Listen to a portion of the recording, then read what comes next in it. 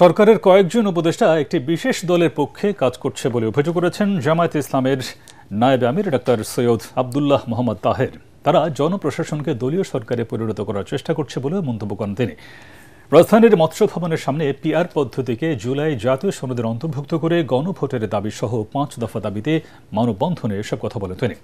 কোনো রাজনৈতিক দল জুলাই অভ্যুত্থানকে দলীয় অর্জন বলে স্বার্থ হাসিলের চেষ্টা চালাচ্ছে বলে অভিযোগ করেন জামায়াত নেতারা। খায়রুল ইসলামের রিপোর্ট।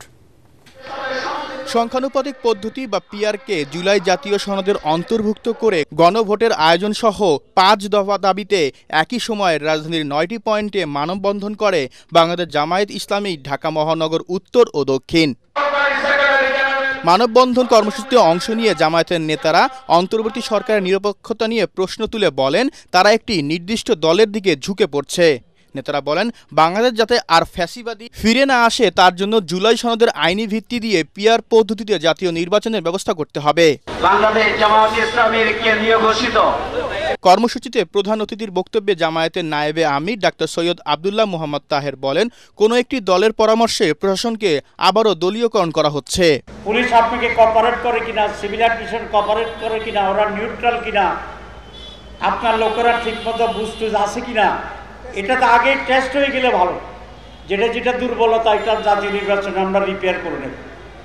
আর টেস্টের আগে একেবারে নতুনভাবে সব ভেজাল, সব অযোগ্যতা, সব নন কোঅপারেশন নিয়ে যদি আপনি প্রথমেই জাতীয় নির্বাচনে যান আর সেখানেই যদি ভেজাল ভূতাত্ত্বের উপরে ছাপাইয়া হজবরল লণ্ডভণ্ড হয়ে যায় নির্বাচন, তো তাহলে তো জাতির জন্য এটা মারাত্মক পরিণতি তৈরি করে।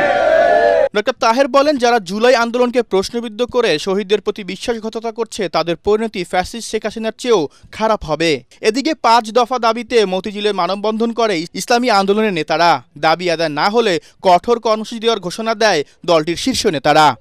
আমরা আমাদের যৌক্তিক দাবি বাস্তবায়ন হতে দেখব না ততক্ষণ পর্যন্ত আমাদের আন্দোলন চলবে।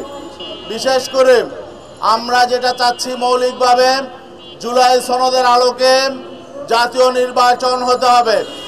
আর জুলাই সনদের বিষয়ে গণভোটের ব্যাপারে একমত হয়েছে সকল রাজনৈতিক দল। এ সময় জাতীয় পার্টি সহ ফ্যাসিবাদদের সহযোগী 14 দলকে নিষিদ্ধ করার দাবিও জানায় ইসলামী আন্দোলন বাংলাদেশ। খায়রুল ইসলাম, এটিএন বাংলা, ঢাকা।